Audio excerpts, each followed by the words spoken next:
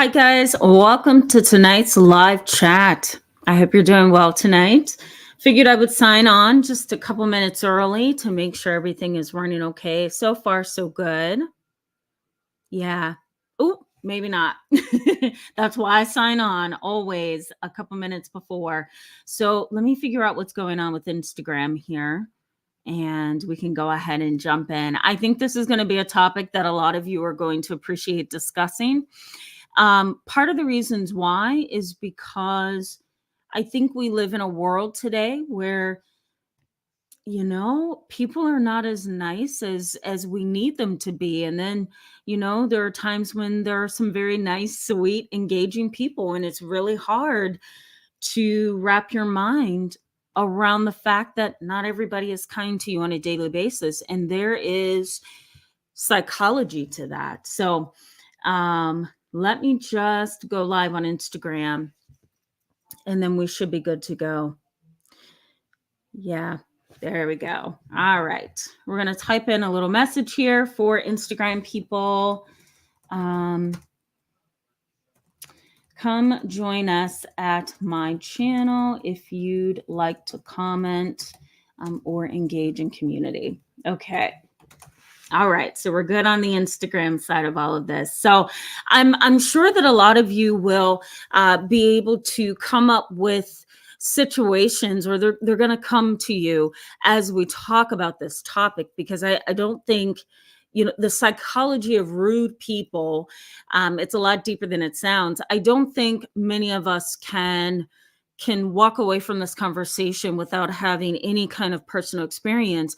Rude behavior, it's deeper than we think. I titled this live chat tonight The Psychology of Rude Behavior, but really what we're talking about is the psychology of relationship dynamics, and relationship dynamics in our family and outside of our family. So you're going to get a few new terms in this live chat tonight. I'm going to make sure that I give you some clear terminology so that you can walk away from this chat feeling like you understand something that can benefit your life, right? So that's why I do these live chats. That's why I love when I see you guys in the chat box and you guys are participating and commenting, because it really is an educational experience. So let me jump in just a little bit as you guys continue to sign on. The psychology of rude people has more to do with poor relationship dynamics than we may think. The poor relation dynamics can start in childhood, or it can start in adolescence, but it starts early and then it gets perpetuated over time. Research in psychology suggests that one of the most important relationships in a person's life is the parent-child relationship. And if something is going wrong there, it's going to impact that individual for the rest of their lives. Other research on psychology of relationship dynamics suggests that the same gender parent is the most important parent for that same gender child. So an example of that would be a father and his son. That's the most important relationship. Even though moms mean a great deal to their sons, the father-son dynamic has a different twist than it does if it's mom. So the same gender parent tends to have, or hold, I should say, a lot of weight over the other gender parent. So this is where behavior and relationships and relationship dynamics get started at the very young age of infancy. And if we don't have proper attachment, if we don't have proper engagement that's healthy and mutual and reciprocal with a parent, then relationships over time is going to be very difficult. So I want you guys to keep that in mind. Now, when we're thinking about very rude individuals who just don't have a level of empathy that we need them to have, we're talking about somebody who likely has the dark triad traits or a personality disorder. So the dark triad traits, we talk about it all the time on this channel, but I want to make sure I give you a clear definition. is an individual who has three important qualities, one or characteristics. One would be psychopathy. So an inability to be sensitive, mutual in a relationship, reciprocal in a relationship, caring and loving and concerned. There's this cold, callous type of personality that a psychopath carries. And you can almost feel that, it's this loss of ability to connect with another mind, another heart, another soul. That is disrupted with a psychopath. There's no ability to mind, or to keep in mind, I'll put it that way, to keep in mind that another person has thoughts, feelings, and behaviors, morals, values, cultural influences that mean something. A psychopath doesn't have that ability to pause and say, if I were treated like I'm treating them, would I like that? They don't have that ability to be self-aware. So that's the psychopath part of that dark triad traits. The other piece of that is narcissism. It's that mentality that says, I am important. And if you don't meet my expectations, my thoughts, my views, then we're going to have a problem. It's going to be minimizing you, disregarding you, possibly being manipulative and triangulating, judging you and critiquing you, talking behind your back, spreading rumors, being very cold and callous, nonchalant about their behaviors. The narcissist in the dark triad traits is a really interesting individual because they can be very vicious. Aside from the psychopath, the narcissist, we also have the Machiavellianism. The Machiavellianism kind of sounds like, sadistic personalities. But here's what's interesting about Machiavellianism, and it happens. You're going to see Machiavellianism a lot more with rude people than you would, other people in our population and in our culture. Machiavellianism is basically the attitude that I like to get things going. And if I'm in a social situation where there's an individual that needs privacy or wants space or has a certain religiosity or has a certain moral system, has certain boundaries, has certain lines that I can and cannot cross, I'm going to use this opportunity where we are stuck somewhere, like on an elevator. I'm just giving you a little bit of insight into how these people think. If we are stuck on an elevator, if we are in a waiting room at a doctor's office, if we are standing in line at the post office, my Machiavellian personality says that I'm going to tap my foot and play with pens and tap the table until somebody turns around and looks at me and says, what the heck are you doing? Another example of Machiavellian personality traits could be, let's say you're in gridlock traffic and there's nowhere for you to go, but somebody is riding your bumper and revving their engine behind you and throwing up all kind of sign language and cursing you out like you're the problem. We're all in traffic here. We're all stuck in traffic. It's not just you, it's me too. But you're riding my bumper and you're being aggressive and, you're swaying this way and that way behind me and you're cursing and spitting out the window. I saw that one time. You're yelling and screaming, So the Machiavellian personality is, I'm going to make this as uncomfortable as I can because number one, that gives me a rush. And number two, I enjoy seeing people intimidated. I enjoy seeing people upset and angry, crying. I enjoy making people feel uncomfortable, right? I know I'm not the only one who's experienced being in a line, going at a certain time of the day, really hoping and praying and crossing your fingers and, wishing and hoping that the line would be short at the post office. And oh my God, it's all the way out the door. And there's just this individual in front of you that is rude and not really minding their space, or there's somebody behind you that's moving around, talking on a cell phone, or doing something that is just highly, highly frustrating. A Machiavelian personality would say, I enjoy making you uncomfortable, and I hope I make you uncomfortable until we're all out of here. I hope I continue to make this an uncomfortable wait at the post office, because that does something for me. I know you've been in situations with people who, let's say, for example, you are driving and you're trying to come out of a parking lot and there's ongoing traffic. This is an example of daily life. And you're pulling out of that parking lot and somebody either doesn't slow down, or they slow down and they're too slow, or guess what?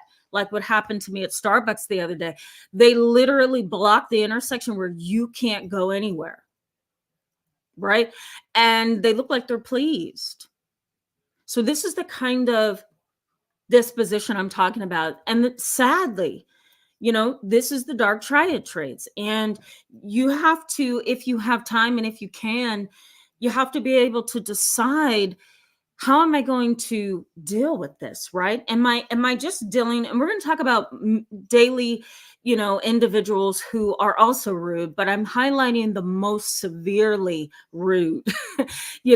I'm highlighting the people that get a rush out of making life complicated for you. And that can be right in your family, and that can be outside of your family. So we're talking about both, but you have to decide, how am I going to deal with this? How am I going to address this individual that has absolutely no respect for my boundaries? My expectations are minimized, because they're doing everything that goes against the grains of normal society, quotation marks, normal society. You also have to be able to pause and ask yourself, am I dealing with a psychopath today? Right?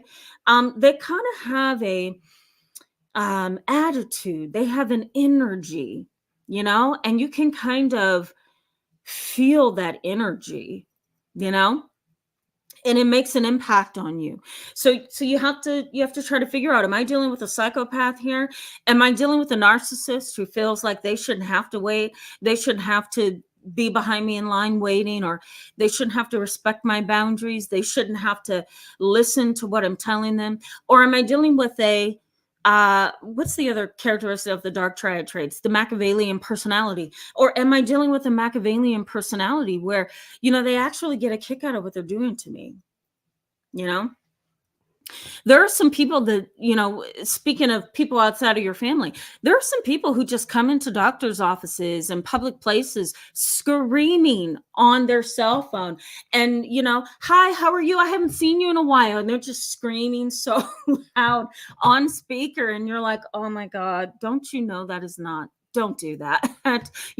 I did come in this clothing store to have some peace of mind, not necessarily listen to your conversation. But these are the little things that can drive us up a wall. But do we ever pause and ask ourselves, what are we truly dealing with here? The narcissistic family member that you can't stand, the psychopath parent that has always been a headache for you, and the sociopath, or the individual who has Machiavelian personality traits that you went to school with and was a complete jerk. Those individuals exist in society. But do we ever pause? Probably not. Do we ever pause to ask ourselves, what am I dealing with here at McDonald's? What am I dealing with here at the gas station? What am I dealing with here at Walmart? Maybe I'm dealing with somebody who's a narcissist, a psychopath, somebody who has the dark triad traits. Maybe I'm dealing with somebody who gets a kick out of making life difficult for everybody else, right? So that's what we need to think about as we go along through this conversation tonight. Now, before I go to the chat box, because I see you guys chatting up over there and I want to make sure I get to you, let me drop some new terms so you'll have them, okay? And this is for family and outside of family. So research in psychology suggests that rude behavior, very poor relationship dynamics, very, very poor boundaries in a relationship, or just being in relation to everybody that we're around on a daily basis. Research in psychology calls it the self-perpetuating cycle. It's a self-perpetuating cycle. One person observes rude, dominating, intimidating, disgusting behavior. They're probably going to perpetuate that, not always, but some people perpetuate that to the next situation, and they perpetuate it to the next situation. And so, in a sense, psychology is saying this is a chain effect, right? That psychopath at Target that you ran into, that half ran you off the road and raced you to the parking space, pulled in and got out and walked like they were proud they took your parking space, is an individual who may go into Target and treat somebody else that way, who may then feel really crushed or angry and upset, and guess what, go home and perpetuate that cycle with the children and the husband. And then those kids, right, may see that so much that they then go to school the next day and perpetuate it. So psychology calls it the self-perpetuating cycle. It's a chain effect sometimes. For me, and probably for most of you watching tonight, I'm not that kind of a person. If you're rude to me, there's only a few ways that I'm going to respond to you. And I've already made my mind up on that years ago. I'm either going to give you my energy and tell you you're not going to push me around, or I am going to refrain from any kind of confrontation with you and let you think that you are winning, because that's wise. We don't always have to respond, right? We don't always have to respond to people that push our buttons. So over time, you have to ask yourself, okay, how am I going to respond to these kind of people? Because I know they exist. They exist within my family. So the chain effect happens. You just have to figure out, how am I going to break this chain? Am I going to go to the next person and treat them a certain way? I think that's what I was saying earlier. I'm not that kind of person, and you guys probably aren't either. It's probably going to stop with you, right? But some people perpetuate that, and it becomes a self-perpetuating cycle. The other thing that research in psychology suggests is there's often a cognitive disruption. A cognitive disruption. When you've been treated wrong all your life, and then you have to be treated wrongly in society as well, or you have to be, you've been treated wrong in your family, you've been treated wrongly at work, you've been treated wrongly in society, all of those things causes what we call a cognitive disruption. You're not being, somebody the other day said, I'm being such a baby getting upset about this. No, you're not. You're not being a baby. You're not being immature. You're not being any of that. You are being a human being. And if you have been mistreated in your family, mistreated at work, mistreated in society, then a cognitive disruption is what happens. And what that means is you basically have a slight cognitive decline. Your ability to rationalize declines as well, right? And that's why sometimes you may see people, if someone pushes that one button, somebody explodes, because there's a cognitive disruption. There's a reduction in the ability to be cognitively aware, to be rational, right?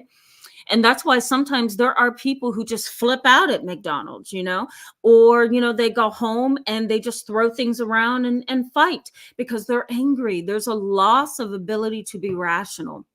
There's a disconnect. I'll put it that way. There's a disconnect between reality and the ability to rationalize. So people just snap out because they are not in their cognitive space. I'm sure you've seen this in the past in yourself or with family members or friends or coworkers, where 1 minute they are so rational, right? They're even extraordinarily intelligent. And then the next minute they're flipping out and you're like, what happened? And it's because of that cognitive decline. The ability to rationalize is not there. There's also, before I go to the chat box, there's also a mismatch in values and morals. When somebody behaves rudely, there's a mismatch or a misalignment with what we consider to be normal. And we're going to talk a little bit more about that, because that has an impact on your mind, on your heart, how you react, on your ability to cope with what's happening to you in the moment. There's a mismatch, a misalignment between that person's behaviors and society's norms or family norms or what's normal for behavior. And so the minute we come up against somebody who isn't aligned with what's normal, it's very hard to keep a lid on, right? It's like you start boiling over, smoke comes out of your ears. And lastly, before I go to the chat box, is the perception of rudeness impacts how you respond. Let me go back over that. A perception of rudeness impacts how you respond. If I perceive the pregnant woman over there with 3 babies that she's trying to keep while she's carrying, and she opens the door to go into a store and doesn't hold the door for me, I'm not going to get upset. Why? Because my perception is that she's got 3 little babies and they're all holding each other's hands, and she's pregnant and she has one hand to open the door and let it go and let her babies in. My perception is she is struggling. What do I look like getting upset? However, if the guy on the motorcycle who's blaring his music, smoking a cigarette, toss his cigarette, half runs me off the road, goes to the same door and doesn't hold it open for me, my perception has changed. Right? Because now the perception is this: you're rude. You see me coming behind you, hold the door open for me. No, I'm a bad to the bone kind of guy. And so that means I'm not going to hold the door open for you because I'm rude.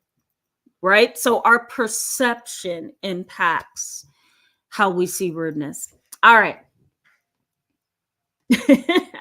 I think I just saw Napalm 1334 say I hate cigarettes.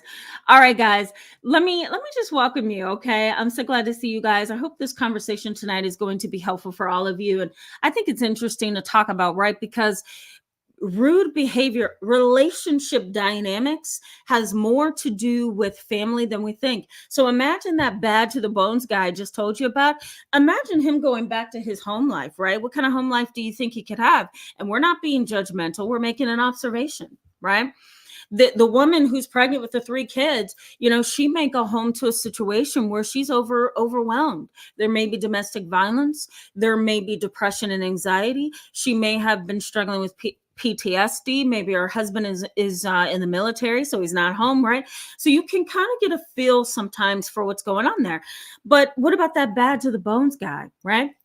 What is his home life like? Well, maybe his family is really toxic and dysfunctional. Maybe there's something going on there. So hopefully this conversation will prove to be helpful, because I think it's more relevant than we think it is sometimes. Cyber only, hello and welcome. Glad to see you in tonight's live chat. I don't remember seeing you before, so welcome. Starburst, oh my God, thank God it is Friday. I've been feeling like that all day long. So glad to have you. Welcome. Cam, hello and welcome. Glad to see you. Deborah Penna, glad to see you as well. It's been cold lately. It's been a little bit of time, right? Glad to have you, and thank you so much for that. That's so sweet. Phoenix, yes, hello, welcome. Hope you're doing okay. Nancy R, you did make it. So glad to see you. Okay, looking for comments. Ellie Wynn, hello. Yeah, so glad you needed this topic. The other day, I was like, I bet you half of my friends on YouTube probably need this topic. So I wrote it down. I'm like, we're going to talk. Good to see you, Ellie Wynn. Karen K, hello. Yes, so grateful to have you. I'm always glad to see new people. Ellie Wynn says, my neighbor was rude as H to me just now. Oh, I believe it. Don't you hate? Okay, let me rephrase that. I hate it, but I'm not going to use that word with you guys. Okay. Don't you just dislike rude neighbors? It's like, why stir up chaos when we have to dwell in the same place, right? It is so anxiety provoking and disruptive, right? When you have a neighbor that you are afraid to run into because they roll their eyes at you, they blare their music, They don't respect the parking arrangement. Sometimes there's parking arrangements, as you guys know, in complexes or townhouses or street parking. They don't seem to respect your space and your need for peace and calm, privacy. Sometimes we don't want to speak all the time. I know I don't. I pride myself on being a patient, caring, loving person. However, if I have to get up at 6 a.m. Because technically I'm working almost around the clock sometimes, guys. So, if it's one of those long nights and I don't get to bed until 2:33 a.m. and I have to get up at 6 in the morning to hurry up and get to my neurology appointment to get an MRI done, for example, which happened a couple months ago, and you are sitting we're like miles away on our street and you're sitting across the street looking for me to wave at you and it's still dark outside and I'm getting in the car to go somewhere, you're not going to see me wave at you. I might smile because I'm tired, right? So there are situations where, you're not going to always be very nice to your neighbors. You can smile and wave and say, hey, how are you? Hope you have a good day, and move on. But sometimes neighbors are just so rude. And it's like, why? Right, everyone? I know you guys can relate. It's like, why do this? We have to live in the same place. Just be kind, right? Dawn One, hello and welcome. Glad to have you on tonight's live chat. Access to Rome, welcome. Glad to see you. Jessica J, welcome. Glad to see you as well. You're welcome. Jessica J says, I had a medical person give me a hug and it meant so much to me. She was so kind. Yeah, doesn't that matter? Yeah, I very much agree with that. That's so awesome. That's beautiful. I hug a lot of my clients, I don't see too many male clients sometimes. And I definitely would hug them because the dynamic is just a little bit different. But if it's a young boy, like if it's a 14, 15-year-old boy and he's struggling with trauma and, we have a good rapport built and we understand each other. Yeah. If he asks me for a hug, I'm happy to hug you. But I love hugging the little babies that I have. Yeah. And it feels compassionate, right? To be a patient and you're receiving a hug, and to be a therapist and someone's initiated a hug to you as the client or the patient, right? I think it's just humans being human, and that's beautiful. Joe BR, Jobra. I'm just gonna say Joe BR. Thank you so much for that. I'm so glad to have you. Welcome, and glad to have you tonight. Fairy Girl, welcome to the live chat. Always glad to see you. Phoenix says, it's been a rough week. Does anyone need a roommate? Oh, that's hilarious. Phoenix, I shouldn't have read that. Phoenix is so cute. I can only imagine. She goes on to say, Phoenix goes on to say, I know I'll be a lot better as soon as I get out of here. I just stay drained and feel like crap every day. Phoenix, I'm so sorry. I'm sorry. Phoenix, that's rough. Yeah. Hang in there, Phoenix. I was trying to search my mental bank and see if I had something to offer. Hopefully this conversation tonight will be helpful, because I don't even think I gave you guys a preview. I'm so sorry. I'm so thrown off today. We're going to talk about what's happening that makes people this rude. We're going to look at a little bit of the research, and Phoenix, this should be helpful to you. A little bit later, I'm going to talk about what happens to you when you are kind of stuck with people who are like this. Walking that tightrope tight. Hello, welcome. Glad to see you in tonight's live chat.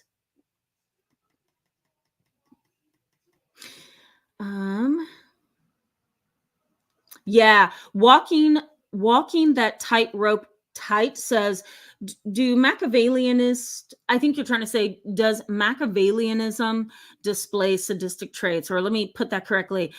Do people with Machiavellian traits display sadistic traits? They do sometimes, yeah. The difference between sadistic and Machiavellian personality traits is the Machiavellian personality doesn't necessarily do things because they enjoy being sadistic or they like doing dark things. They actually like getting on other people's nerves. Okay. And so, and so that's the difference between Machiavellianism and sadism or sadistic personalities. Sadistic personalities are a little bit more, me centered. I do this because this is interesting to me. A Machiavellian personality says, I do this because I see that this is an inconvenience for you. So that's how I like to tease them apart. MNL Odell, hello and welcome. I'm so glad it's Friday as well. Glad to have you in tonight's live chat. JKD Merit Master Group, yes. Hello, glad to see you. You made it. Okay. Kevin Dower, looking for comments, guys. Kevin Dower, hello and welcome. Glad to have you in tonight's live chat. Says, why can't more people just be kind to one another? I know. We're going to talk about that. Part of that, Kevin, is because I don't want to give it away because we're not even into the content yet. But some of the reason is because these individuals who are rude sometimes come from family dynamics. They emerge from very dysfunctional and toxic dynamics. The other piece of the puzzle is, again, what's called that self-perpetuating cycle. It's like a chain effect. That person's rude and hurts me. And so now I'm mad. I'm going to be rude to the next person. Psychology also highlights that there are some people who they don't desire to be rude and mean, but they have this deep-seated desire to make other people think that they are tough, they are they have grit to them, they are protective, don't mess with me kind of disposition.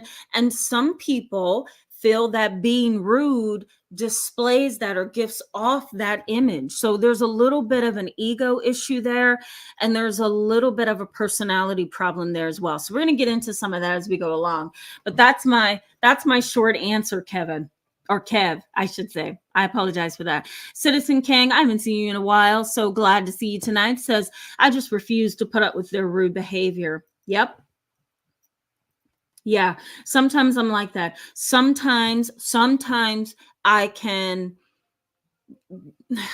sometimes get so tired of the rude treatment that I will let you know that I'm not going to put up with that by sometimes I'll just give you a look like, we're not going to go here. Okay. I don't want to do that with you. I'd rather be the nice me. I don't want you to push the buttons and get me upset, because at that point, then I lose control over this exchange between you and me. And I may just tell you what's wrong with you, So, but the other piece of that, Citizen King, is, you do get tired of you get tired of being ran over, and sometimes the nicer you are, the meaner it feels other people become. So I totally get that. You just have to figure out the battles that you want to fight. You know what I mean? Half the battle knowing is hello and welcome. Glad to see you in tonight's live chat. M.N. Odell says, I don't think someone who is Machiavellian has to be sadistic, but frequently you'll find those traits as part of a very negative bundle. Yeah, thank you for that. I like that.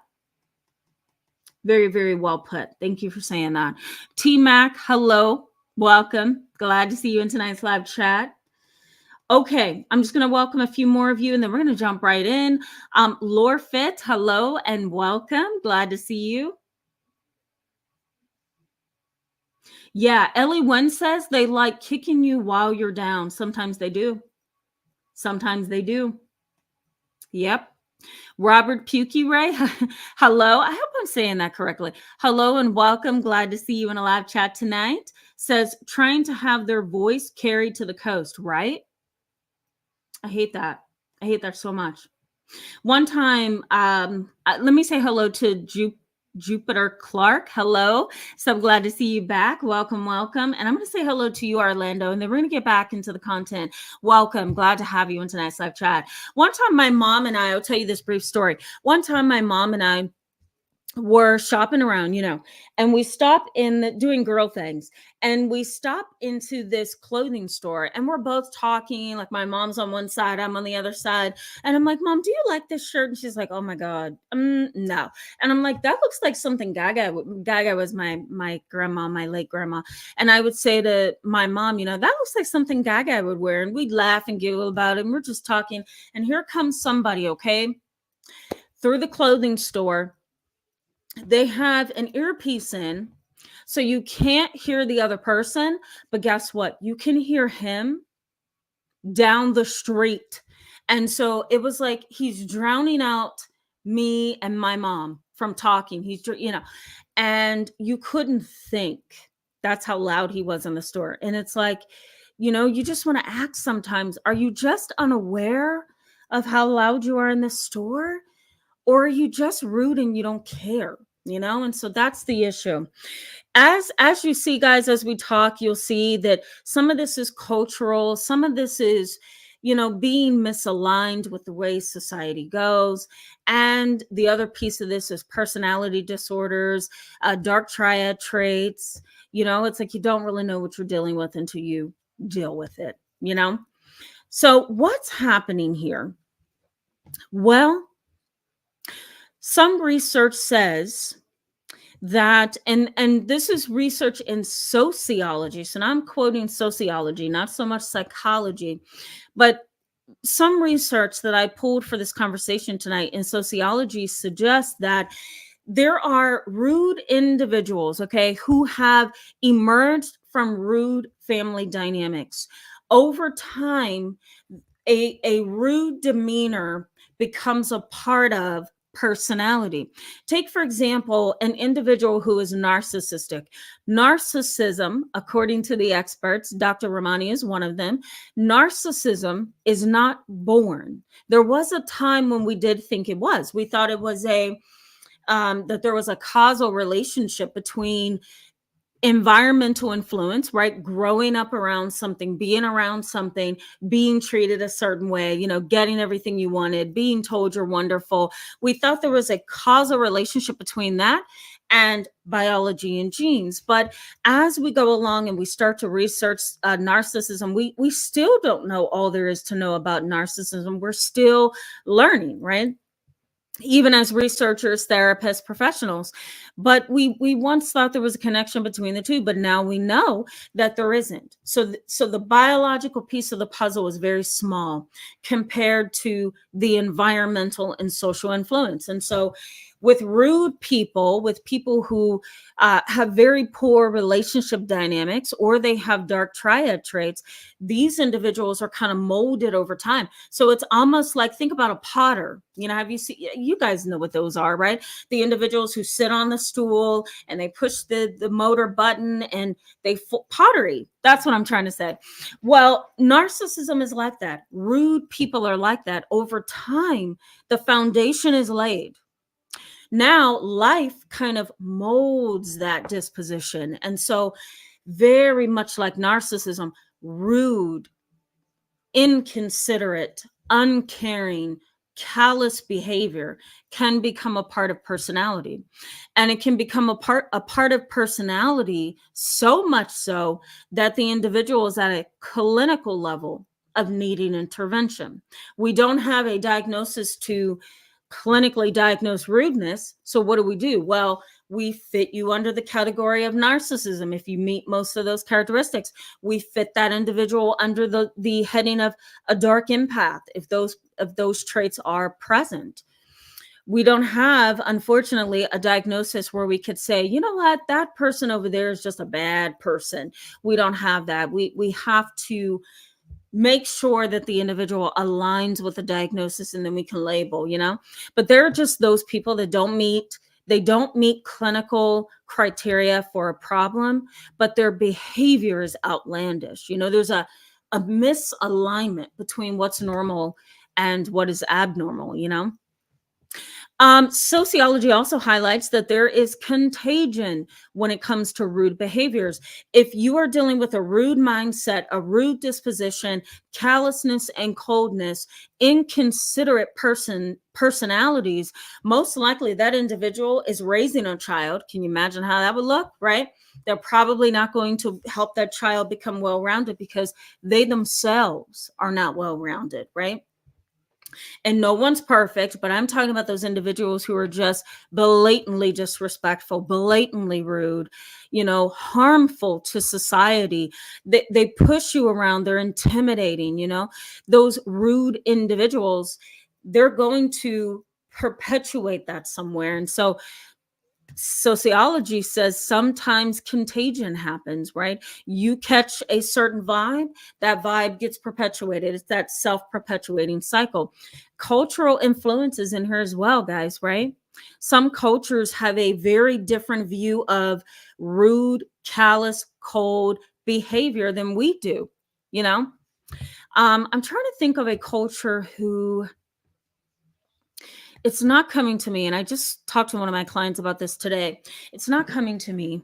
I'm not getting it. I'll try to post some of the research in the description box for you after we go off from being live, because there's actually some research that suggests there are certain cultures who actually promote. If you know what I'm talking about, please let me know in the comments section of the chat box. But there are some cultures who very much pride themselves on being rude, interestingly, but it's not considered rudeness. It could be considered toughness or being hardcore.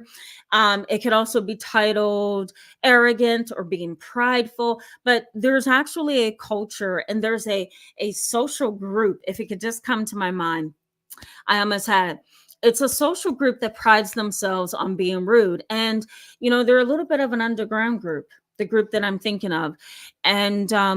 And what they do is they kind of meet each other in private. You never know who they are because they don't necessarily have a name, but you meet them and you guys, talk about, people who have done you wrong, and there's discussion about anger, and it's like a support group, but pride, arrogance, cruel, mean, cold behavior is perpetuated, and it's supported. I swear, if it comes to me, I'm going to mention it. You guys need to Google it. I'm sure you're like, what? Yes, there's a group that actually supports being rude to other people. Imagine that, right, guys? So that's one view, that there's cultural and social influence. Social ostracism is something that happens in the workplace, at home, right? In society. You just feel marginalized. You stay over there, you're not going to be involved. And that can be as simple as, I'm not going to give you eye contact. I'm not going to say hello to you. I'm not going to hold the door open for you if we're in a public place. I'm not going to excuse myself if I walk in front of you, right? It's just ugliness. And it's social ostracism. It kind of pushes you over there. And sometimes you can walk away. We're going to talk about this in a little bit. You can walk away feeling psychologically drained, battled, and overwhelmed, because you're coming up against an energy that doesn't mind you, it doesn't consider you. And for a lot of people, they go through what's called a trauma reenactment, where the way that they were treated as a child, they're now being treated that way in a different context, in a different situation, by a different person. And that can just bring up a lot of trauma, right, guys? So, social ostracism, you want to keep that in mind. Also, the trauma reenactments. And one last thing in this category of what's going on here, substance abuse issues. Research suggests that drug and alcohol problems, as well as poorly treated and untreated mental health issues, can cause this kind of rude, callous, cold, disrespectful, disregarding behavior. Have you ever had an encounter with somebody who was stoned? I have. It's not always good. Some people get really sleepy, some people get really hungry, and some people get really violent. And there are times when that individual, on top of marijuana, goes and drinks alcohol, and it is not a good sight, right? Also, individuals who are using meth, same thing, not very nice. angry, callous, cold, harsh, right? They could actually, when they digest drugs, these individuals, certain individuals who utilize drugs on a continual basis, it can change personality over time. And so, if you've ever been in a drug and an alcohol center, if you've ever been in a drug and alcohol support group, you know what I mean. I've only been there once as a therapist, and I never want to go back. It's an ugly sight, you know, and that's because there's a chemical, there's something that's changing demeanor, something that's making maybe a trauma history worse, maybe something that is kind of making the person feel more angry, or it is causing the individual to feel less in control of their behaviors and their thoughts, right? So drug and alcohol, or poorly or untreated mental illness. Now, let me also say, before I go back to the chat box and we get close to wrapping up, let me also just say that research in psychology suggests that if there's perpetual rudeness at home, or if there's also perpetual rudeness in the workplace, that there's often a reduction in productivity. It's really hard for the brain to stay focused, to stay positive, to stay balanced, if you are constantly in an environment where there is rude, disrespectful, disregarding, cold, and callous behavior. If you're in a household, even as an adult, if you're in a household where there's mean, rude, crude, inconsiderate behavior on a daily basis, it can cause a reduction in productivity. Your brain doesn't perform, that's the word I'm looking for, at the level that it should be able to perform, because your brain is actually doing one of two things. One, it's defending you, right? So you're kind of on guard, you're kind of hyper vigilant if you're constantly in a threatening environment, right? And if there's relational aggression between you and that other person in the relationship, whoever they are to you, then your body is responding to that tension. And so you're hypervigilant. The second thing that's happening is a brain response. You know, the amygdala is being triggered and cementing memories, right? Let's say, for example, let's say you have a very abusive father. You know, here you are, an adult child, but your mind is still going back to moments when he would come home from work very angry, right? Very drunk, and he would beat mom, and then he would start a fight with the kids. And let's say, for example, you're in an environment as an adult where there is perpetual chaos. Everybody is continually or perpetually rude, I should say. What is that going to do? It's going to trigger a fight or flight response, and it's also going to trigger the amygdala, and you can start to have flashbacks and go back to that very abusive father that you used to be in connection with. Why? Because the amygdala has cemented those abusive memories, and now that you're still in a chaotic environment, but as an adult, you know, it can be triggered. Those memories can be triggered. I hope that's making sense. I feel like I'm talking in circles. So your body goes into fight or flight, productivity is reduced, your ability to function is gone. Remember, there's a cognitive disruption.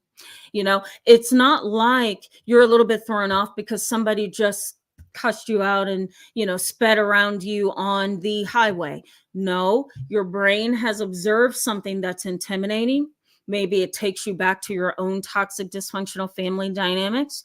Maybe it reminds you of a traumatic experience. Now your brain has a low cognitive ability.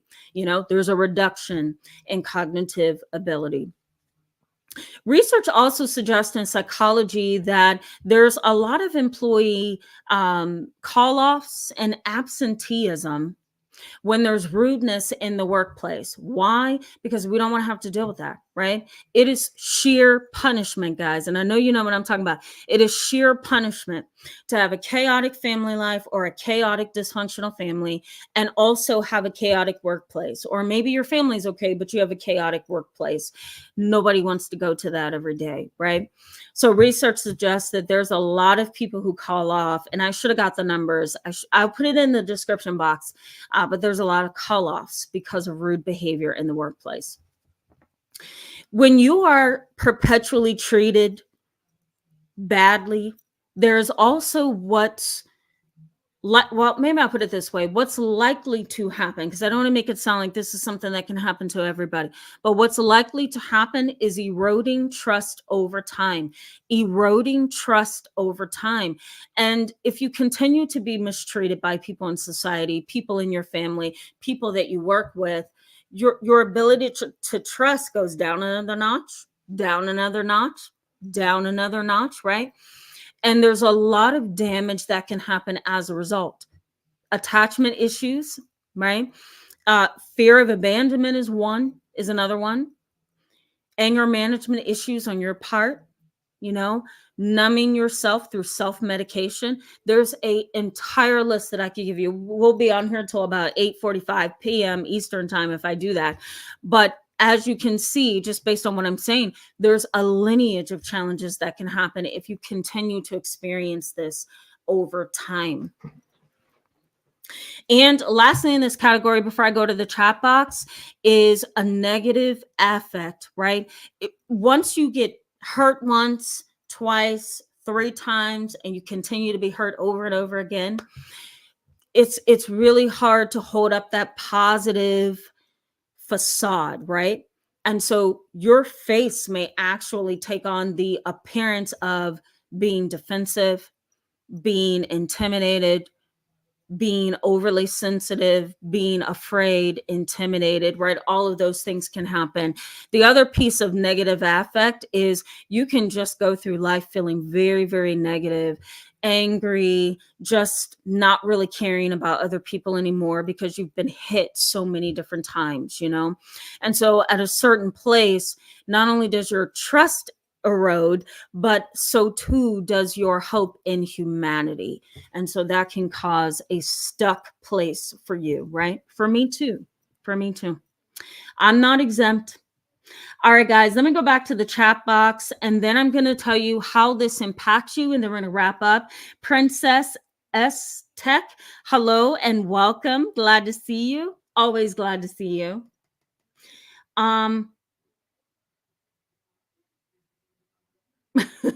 Yes, Robert says a few streams ago, Tamara. Oh, a few streams ago, excuse me. Tamara mentioned people who will cut store lines and look you in the eye. Yeah, absolutely. Yeah, absolutely. Years ago, I was working in a community mental health center. I don't know, back in 2017, 2018. And there used to be, we used to call it the medicine line.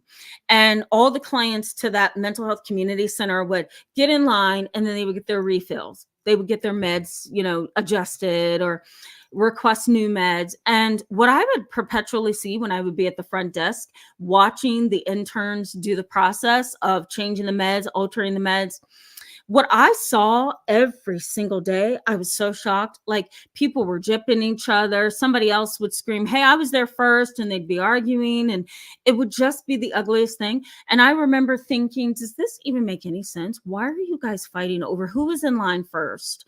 You know, but it's in that community mental health center, there was poorly treated mental health challenges. There were drug and alcohol problems and trauma, you know? And so there you have it.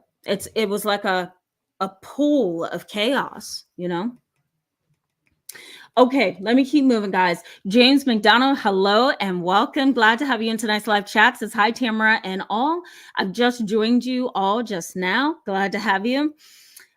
James goes on and says, better later than never. Great to be a part of this insightful live stream as always. Thank you so much for that. I'm so glad it's insightful. Tomorrow, join me 6:30 p.m. Eastern time. I am going to tease apart the psychology of trust issues. Okay, because you're going to want to know what happens here. You're going to want to know the research. You're also going to want to know, you know, how this impacts you and your relationships over time. So join me tomorrow. Phoenix says, thank you for reminding me of this. I always tend to beat myself up without even realizing it. Yes, absolutely. Absolutely. Some people are like that. Okay. Still looking. Silent Walk. Hello and welcome. Glad to have you in tonight's live chat. Always glad to see you. Napalm 1334. I know. I don't want want to offend anybody who smokes, you know? My mom used to be a smoker, and thankfully she stopped smoking at 18, 19 years of age, but I'm with you. I'm with you. Uh, Grow, hello, welcome. Glad to see you in tonight's live chat. I don't even know who George Carlin is. Oh, geez. Do I need to Google him? I'm so out of touch sometimes. What? Oh my goodness. So you guys know who he is? What? Okay, time for me to Google. Jessica J says, I had a stranger go off on me while checking out in a grocery store. Something is definitely wrong with society when a stranger lashes out for no reason. What causes this behavior? Well, Jessica J, first of all, I'm sorry you had to deal with that. I've been talking for this past 25, 30 minutes about the psychology of these issues here, but let me just say we are in a very, very delicate place as humanity right now. In being a human being, it's a very difficult spot to be in. There are things that we never thought we would see that we have seen. There are attitudes and dispositions that would once be a boundary violation, but are now considered okay. People are angry and upset because of the leadership across the nation, right? Some people are even angry because, as you know, politics is so very entrenched in just anger and survival and just anxiety, and so people fight over that. There's a lot of segregation and marginalization, and I mean, Jessica J, we could just go on and on, and I think just for today's society, we're going through so much that it is very easy to snap, right? And on top of that, you don't know, maybe that person who went off on you, Jessica J, maybe they're on drugs. Maybe they're an alcoholic. Maybe they have a mental health problem. Maybe they have anger management issues on top of living in today's world. And it just all explodes for some people. Let's also not forget to add in there narcissists, psychopaths, people who feel okay lashing out. There's a lack of boundaries. Remember, I said earlier, there's a misalignment between their behaviors and the norms of society, and part of that is personality, the dark triad traits, narcissism, sociopathy.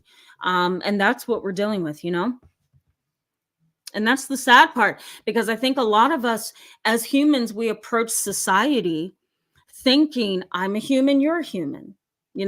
I want to be treated kindly, you want to be treated kindly. I want to be left completely alone.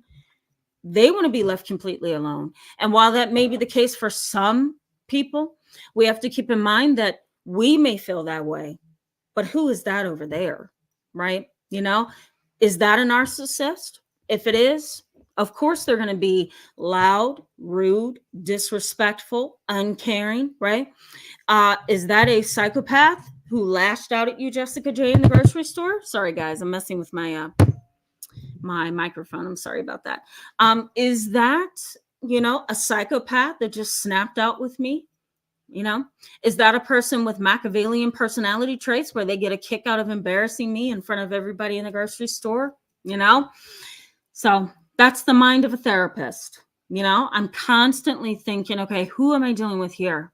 And especially if I know I haven't provoked you and you are attacking me, just some things to think about. Nancy R says, I truly believe my mom was a dark empath. It was difficult being her firstborn. She left so much residue. Yeah, for me to deal with. Rude. Yeah. I would say, Nancy R, I would say that is far beyond rude for sure.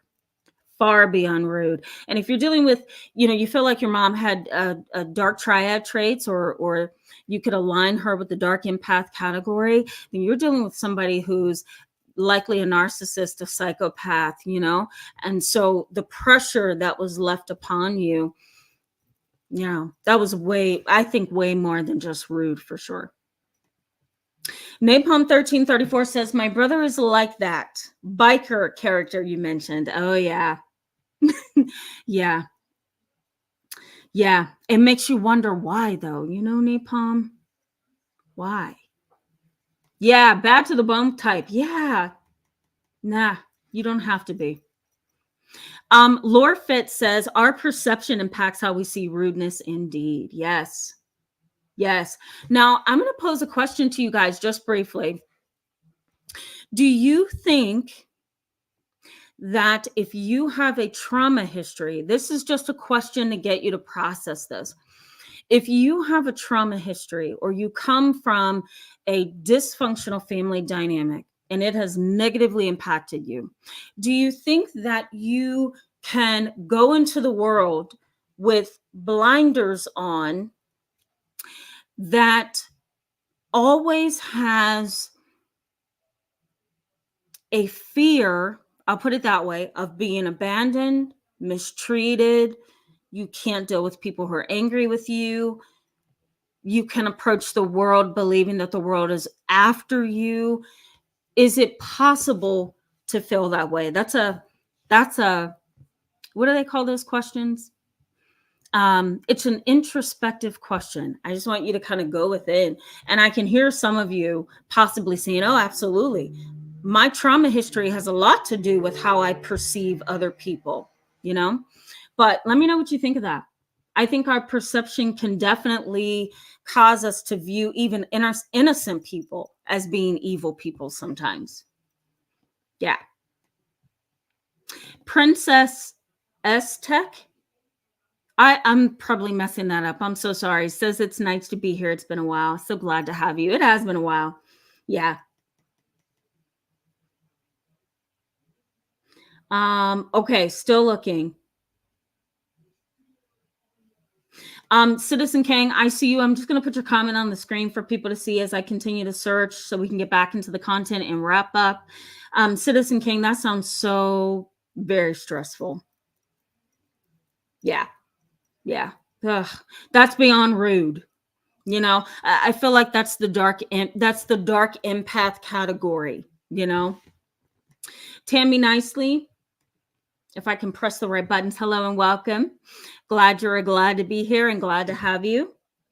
Moonchild, welcome. Yes, you are right. It can be, yep, it can be trauma. Yep, you're right.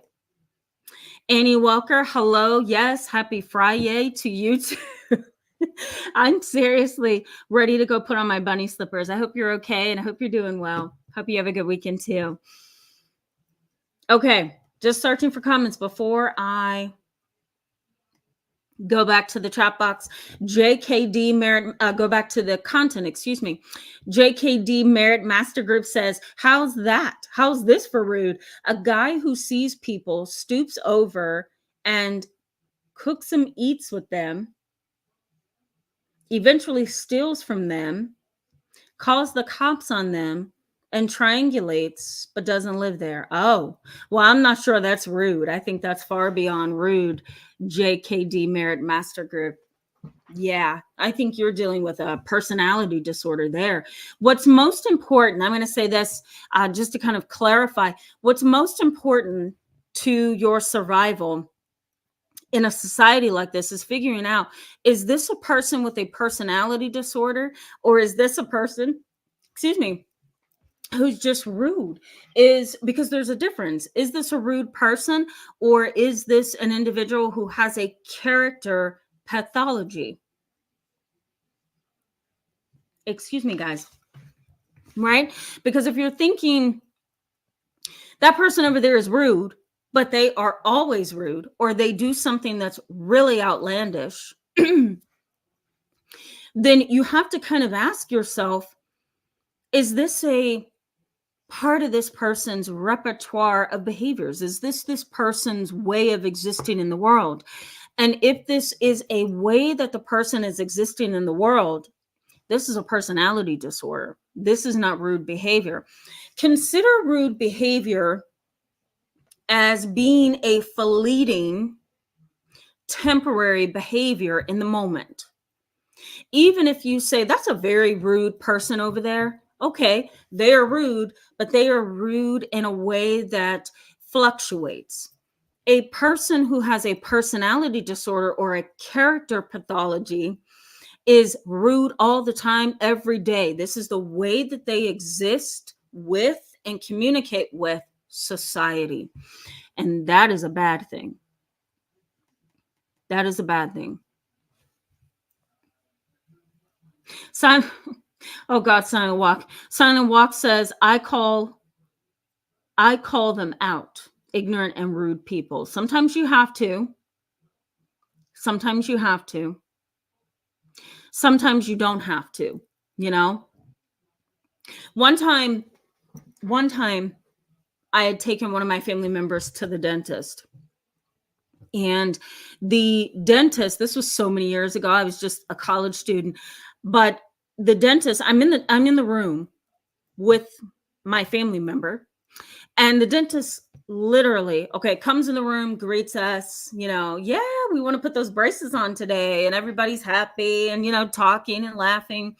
And I saw the dentist come in, shake our hands, wash his hands, put his gloves on, and then guess what he does with his gloves? Oh, I forgot something. What does he do? Opens the cabinet. No, it's not in there. He opens the drawer. He says, no, it's not in there. He says, I'll be right back. He left something. Touches the doorknob, comes back in, and I waited before I said anything.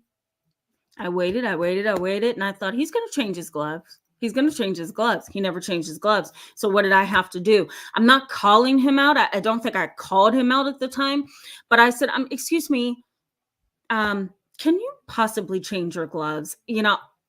The gloves are there to sanitize the process, but I saw you touch the door. I saw you go out and come back in. And he was like, oh, I didn't realize that. I'm sorry about that. Sometimes you do have to call them out. Other times, it's probably wise not to say anything, right? Especially if your loved one is getting care from them. But sometimes you do have to call people out who are just inconsiderate, or they're not thinking, or something of the kind, Okay, looking for one more comment before I go back to the content. Tracy Joe Hill, hello and welcome back. Glad to see you. Says, oh my goodness. Okay, I'm going to answer this. Are men intimidated by your beauty, strength, and wisdom? I wish you the very best life and most virtuous other half of you. Thank you so much. I don't know. Wow, that's so kind. I don't know. I really hope not. I would really hope not. So I think, let me just answer this for all of us. I think sometimes, and I'm going to pull from you, Tracy Joe Hill. That's so kind of you. Thank you for that comment. I think for most of us, we have to keep in mind also that some people are intimidated by you. And so sometimes the rude behavior that they use in communicating with you can be the result of being intimidated, right? Not just because you're attractive or pretty or handsome, but because maybe you're smart, or because maybe you're engaging, maybe you're funny, maybe you're really humble, and that's attractive. You know what I mean? Maybe you're smart. Maybe you give off an energy that says, I'm confident, I'm firm in what I know, or I'm confident in who I am. You don't know what causes people to be intimidated, right? But sometimes rude behavior is the result of sometimes just being intimidated by you.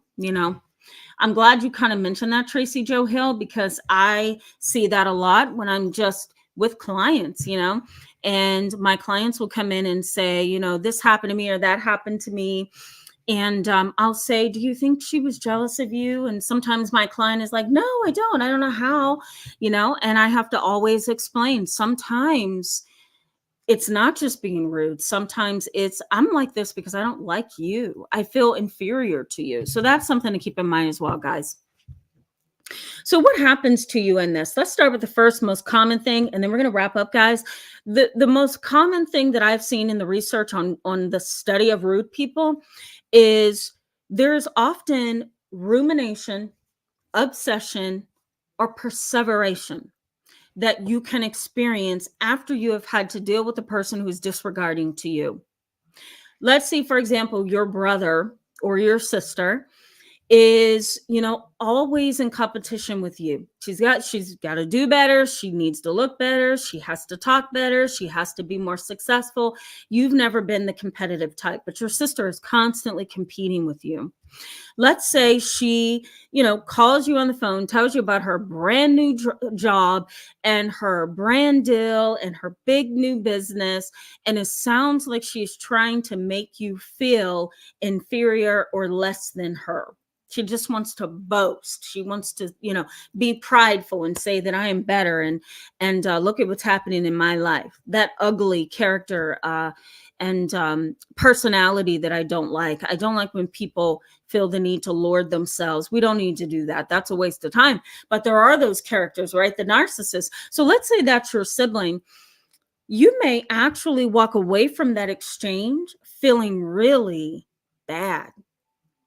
And so what's going to happen to you? Well, you have to either decide how you're going to manage your own feelings. Am I going to call her back and call her out and tell her that conversation between us made me feel really bad and I don't appreciate it? Or are you going to walk away and ruminate?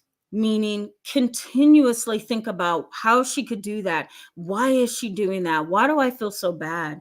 Look at what's happening in her life. Why isn't it happening in my life? Rumination, obsession, perseveration. It's that continual process of thinking of something that has offended you or hurt you or, has done something to you. And that repeated pattern is over and over and over again. Rumination, obsession, and perseveration. Now, perseveration tends to be a concept from the autism spectrum category, meaning perseveration is I've kind of grabbed a hold of that thing and I can't let it go because it is now stuck. Literally, I am stuck in a mode of perseveration. It's not necessarily an obsession, but it's perseveration. I am stuck here and I can't get out, And I've seen a lot of clients in the past who perseverate and they get stuck, primarily those who are on the autism spectrum. They get stuck on that slight that happened to them today. They get stuck on the fact that that person over there doesn't like them and they just can't get it out of their mind. It's like this loop. And we do call it a loop. We call it a loop sometimes. You may also internalize and personalize their behavior. Instead of just saying, you know what, you're rude, stay over there, don't ever talk to me again. I'm not going to talk to you anymore. You're rude. Instead of taking that disposition, you may actually begin to internalize those messages that you are getting from that person who's treating you wrongly, right? You're going to internalize it. Imagine going to a grocery store, okay? And, you are going to a grocery store that is more expensive. They're a little bit on the higher socioeconomic level. And, you're just going there to get one or two items. Let's say another shopper is looking at your cart like, is that all you're getting? I've seen that before in my lifetime. Is that all you're getting? And let's say you walk out of that store feeling like, I can't measure up to those people. I can only afford two things out of that store, right? Instead of looking at that person, for an example, instead of looking at that person as a prideful, arrogant creep, you take, okay, for lack of a clinical term, you take that energy and you internalize that, right? And then you say, I can't afford things. I'm not good enough. People don't like me. I'm never coming back to this store again. I need to do better with my life, right? You start internalizing and personalizing it rather than seeing that person over there as just somebody who needs a life lesson, right? Research in psychology also suggests two other things that can happen to you: paranoia and delusions. Paranoia is that constant looking over your shoulders because you're afraid that somebody's going to treat you wrong. Somebody is going to abandon you. Somebody is going to minimize you. Somebody is going to do something to you that you don't want to experience. And so there's an increased level of paranoia. Delusions, they are false beliefs held to be true. Even though they're not true, they're false beliefs held to be true, despite evidence to the contrary. So there's evidence it doesn't exist, but you still believe it. So delusions can happen as well. And you can start to experience jealous delusions where you believe that somebody is doing something behind your back, having an affair, dating somebody behind your back, not being honest and truthful. Right. You can also have delusions that, someone's listening to your thoughts. Somebody is inserting thoughts into your mind. Usually, when you are experiencing multiple incidents of rude, callous, cold, disregarding behavior, your anxiety level can go up, your stress level skyrockets, cortisol, which is a stress hormone, increases in the body and the brain.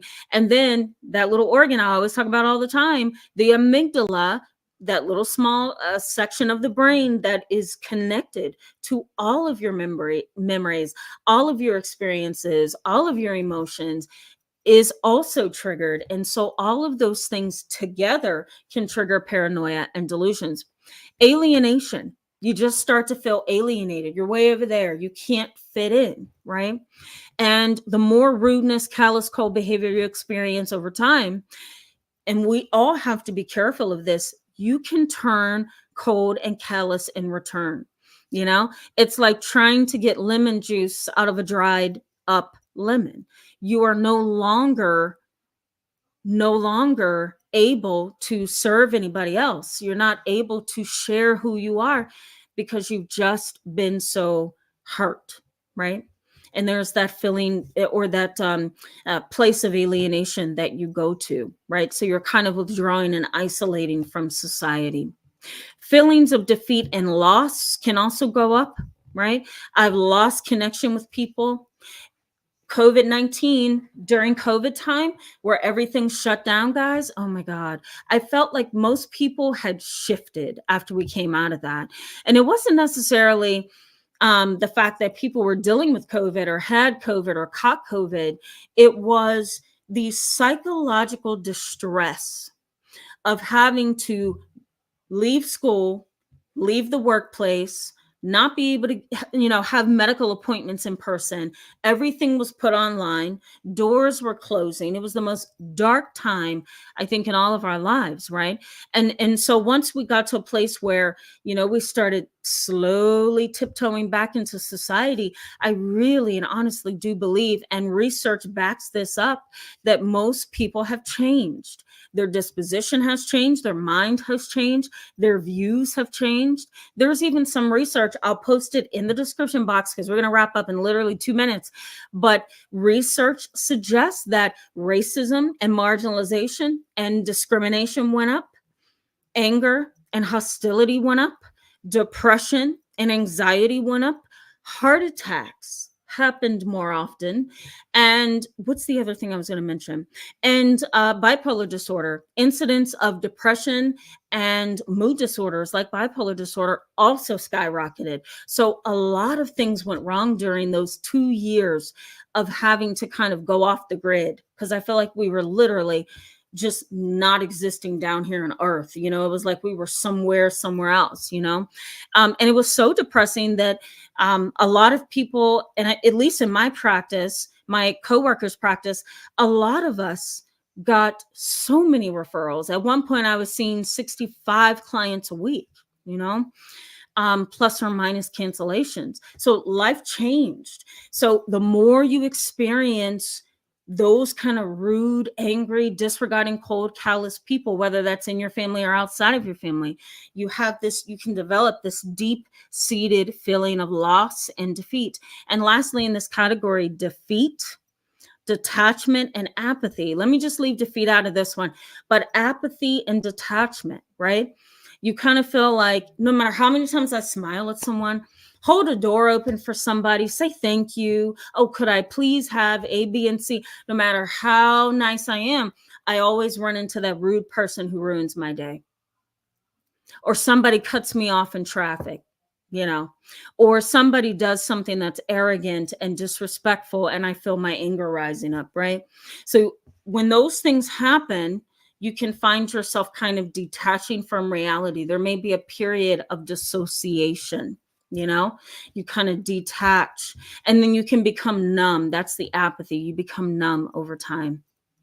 Anytime I feel myself becoming apathetic, I then have to carve out a little place in my own life where I could just be by myself for a good week, you know, and I'm better. So we might talk at some point about coping skills with this kind of thing, but this is a real thing, guys. There's a lot of research in psychology and sociology that's looking at the psychology of rude people because it goes deeper than just rude. You know, it goes deeper. It's relationship dynamics, toxic dysfunctional family dynamics that has seeped over into society.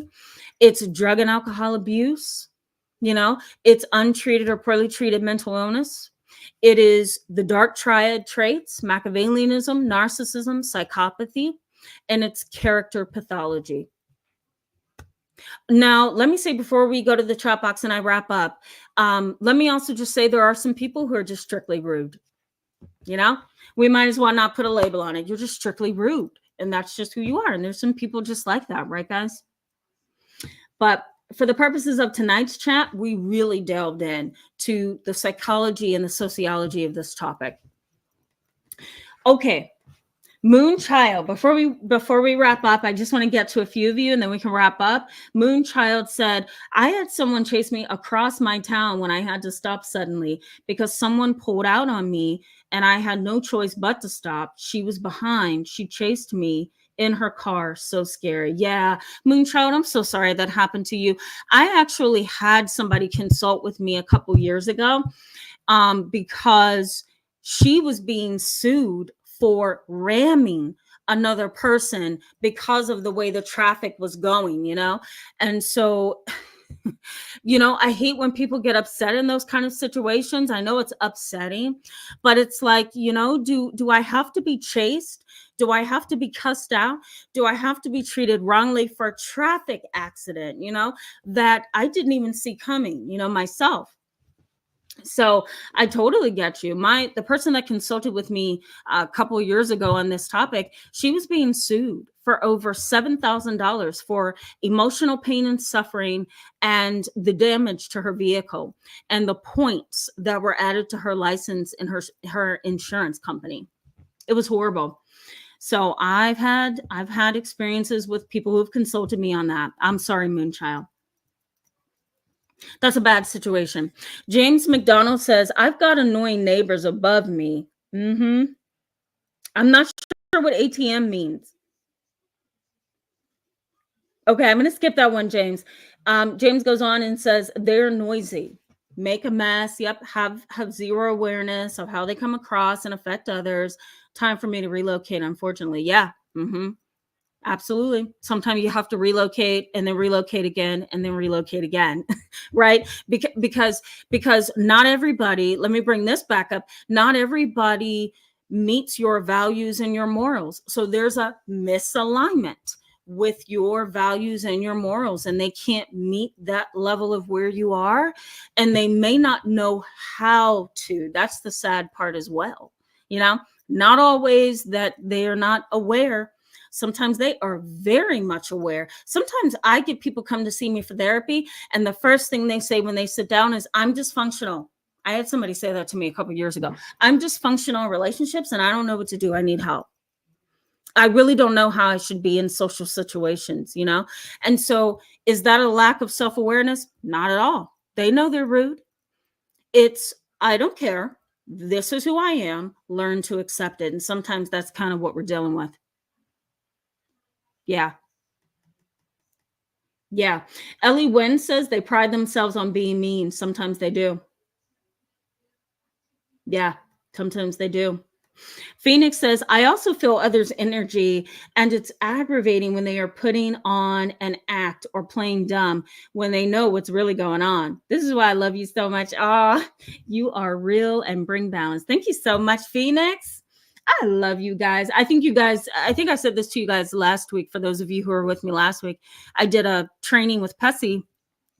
They're like the nation's, how can I put this in layman terms? They provide education and training and content and certifications to professionals who are in the field of psychology. I'll break it down that way. And I had them for 2 days straight, total of 8 to 9 hours. And what I told you guys last week, I'm like, I miss my YouTube family, you know? So yeah, I feel the same way. But Phoenix, I'm with you. If I feel a negative energy or I feel a certain energy, you won't see me even embrace you. No. Deborah Penna says, how would you recommend in the situation when your mom has said, I just saw you, if because you wanted to divorce your husband, really out of whack? Okay. How would you recommend in the situation when your mother has said, I just saw you, if because you wanted to divorce your husband, really out of whack? Deborah Penna, if you repost that to the comments section, I will answer that. I see a good question in there. I'm not sure I understand. And it may just be me. I'm sorry, Deborah. Repost that for me and I will answer that. Estrella Ortega, I'm so sorry if I mispronounced that. Hello and welcome. Glad to have you. I don't remember seeing you, so welcome. Silent Walk says, most people have no common sense and are sheep. No attention span either. Yeah, sometimes. Sometimes. And keep in mind, sometimes you may be dealing with ADHD. You may be dealing with bipolar disorder. You don't know what you're dealing with, right? That's the scary part. Cam says, in my situation with my stepmother-in-law, I believe we are being viewed as rude ones now. We fell out of line, respectfully stood up for ourselves, which seems to be a big no-no. Yeah, sometimes it's like that. Yep, sometimes it's like that. Stand up for yourself, set a boundary, set an expectation, whatever. Yeah, sometimes that's all it takes to rock the boat. Okay, guys, I'm way over time here.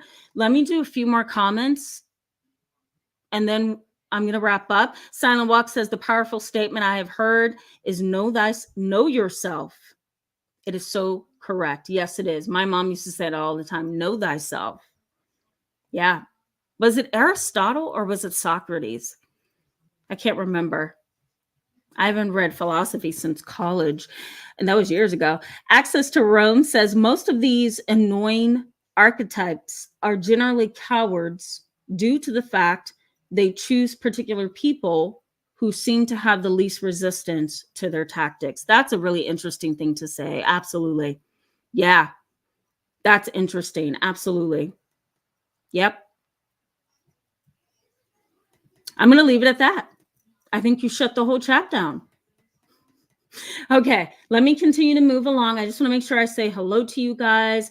Carol Eason, hello and welcome. Glad to have you. Says, I'm fairly new here. Please read between the lines of my recent family conflict. Just emailed. Oh, okay.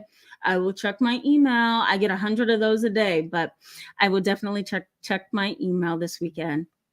Welcome to the live chat. Crystallizing, I hope I said that correctly. Welcome. Glad to see you. I don't even know. Oh, Ebony? Can I just call you Ebony? Okay, I will call you Ebony. Hello and welcome to tonight's live chat. Glad to have you on your first live. Yeah, that screen name is a bit much. Gary Bennett, hello. I hope I said that correctly. Welcome. Says, good morning, everyone. Enjoy your weekend. My neighbors are just rude because they come from a culture who for decades degrade women because the men have been raised poorly, where the men are smothered. Ooh, wow. Sometimes culture gets in the way. I'm glad you mentioned that again. And it's horrible when you're living near people who don't respect you. That's what's so hard. Just Kendra, hello and welcome. Glad to see you in tonight's live chat. Says, oh, they know all God's children need attention. Oh, okay. I have to process that, but okay, I'll take that. A seat at the King's table with Tanisha. Hello and welcome. Glad to have you in tonight's live chat. Okay, just getting a few more people. And guess what, guys? We're going to wrap up. I did not mean to go over. Don One says, thank you for this community support where you've pulled people up with your intelligent knowledge. Thank you so much, Don One. That's so kind of you. Thank you. And thank you, all of you, for being on the channel, supporting the channel, becoming members, subscribing. All of that really helps me to continue to do these live chats. So thank you so much for that. Mom Tude, hello and welcome. Glad to see you in tonight's live chat. Guys, for those of you that I didn't get, please forgive me. There's a couple more people I just saw, though. Just Kendra says Germans are said to be bluntly honest. Yeah, my dad's side of the family was German. Some things my mom tells me, I think, did they really just say that? So you're right. MV, hello. Glad to have you in tonight's live chat. Thank you so much for doing the replay. Yeah, that's awesome. Good to know. Okay. Thank you so much, Mr. Cancun. Is that what it is? Hello and welcome. Glad to have you. Thank you so much for that kind comment. Thank you. Okay, guys, I love you so much. Thank you for being on here with me tonight. I'm sorry I was a little sluggish, got here late. It was a mess. But tomorrow, join me if you want to, if you will.